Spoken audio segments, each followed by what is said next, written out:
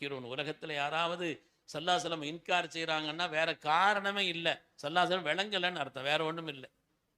தீனுடைய அடிப்படை குரான் என்றால் குரானுக்கு விளக்கம் ஹதீஸ்.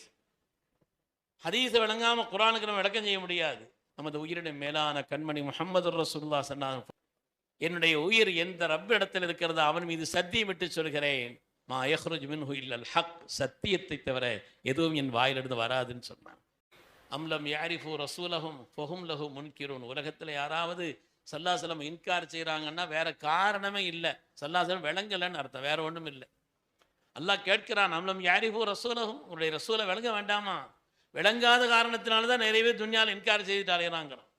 இன்காருக்கு உண்டான காரணம் சல்லாசலமை விளங்கலைங்கிறான். அதனால நாம் அவர்களை புரிகிற காரணத்தினாலே முழுமையாக நம்மளால் புரிய முடியாதுன்னாலும் கூட அவர்களை விளங்க விளங்க விளங்க விளங்க இந்த தீனுடைய மகத்துவமும் அல்லாஹு தாலாவினுடைய இந்த தீனுடைய மகத்துவனுடைய கல்வியில் ஆழமாக பதிகிறது என்பதில் எந்த விதமான சந்தேகம் இல்லை.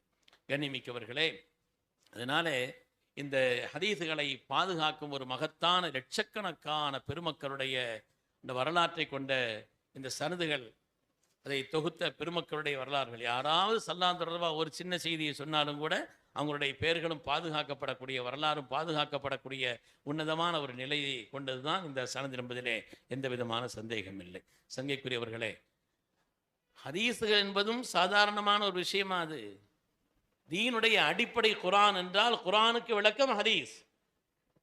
ஹதீஸை விளங்காமல் குரானுக்கு நம்ம விளக்கம் செய்ய முடியாது.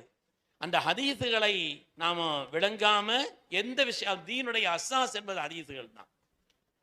எந்த நிலையிலையும் கூட அல்லாஹு தாலா சொன்னது போல, மா யன்திகு அனில் ஹவா இன் ஹுவ இல்லா வஹி யூஹா, பேசுவதெல்லாம் வஹி, பேசுவதெல்லாம் வஹி. ஸல்லல்லாஹு என்ன பேசினாலும் சரி. திருமதியில் ஹதீஸ் வருது, அதற்கு அப்துல்லா பின் அம்ர் இப்னு ஆஸ் ரலியல்லாஹு தஆலா சொன்னாங்க, நான் ஸல்லல்லாஹு என்ன சொன்னாலும் எழுதிக்கிட்டு இருந்தேன்.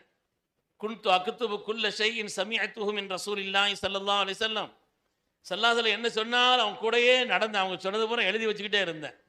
ஃபனஹத்னி குரைஷுன், குரைஷிகள் ஏங்க இப்படி கூடயே அலைஞ்சிக்கிட்டு சொல்கிறது பூரா எழுதி வச்சுக்கிட்டா, ஒரு நேரத்தில் ஒரு மனுஷர் அப்படி இருப்பாங்க இப்படி இருப்பாங்க.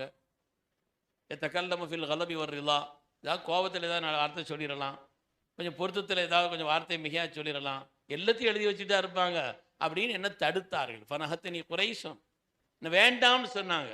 நான் போய் சல்லாசனத்தில் முறையிட்டேன், நாயகமே நீங்கள் சொல்கிறது பண்ண எழுதி வச்சுக்கிட்டு இருக்கேன், இவங்க எல்லோரும் வானம் சொல்கிறாங்க, கோபத்தில் ஏதாவது கூட குறைய சொல்லிட்டா என்ன அப்படிங்கிற மாதிரிலாம் சொல்கிறாங்கன்னு சொன்ன உடனே நமது உயிரினுடைய மேலான கண்மணி முஹம்மது ரசூலுல்லாஹ் சொன்னாங்க, வல்லதி நஃப்ஸி பியதி உக்துப், எழுதுங்கள் நீங்கள், என்னுடைய உயிர் எந்த ரப்ப இடத்தில் இருக்கிறது அவன் மீது சத்தியம் விட்டு சொல்கிறேன், மா யஹ்ருஜ் மின்ஹு இல்லல் ஹக், சத்தியத்தை தவிர எதுவும் என் வாயிலிருந்து வராதுன்னு சொன்னான். எப்படிப்பட்டதாக இருந்தாலும் சரி, அல்லாஹுடைய ரசூலுடைய திருவாய் அப்படிப்பட்ட ஒரு வஹீனுடைய ஒரு நிலையில் தான் இருக்கிறது என்பதை ஹதீஸுகளும் சொல்லுது, குர்ஆன்லையும் நம்ம பார்க்கத்தான் செய்யணும்.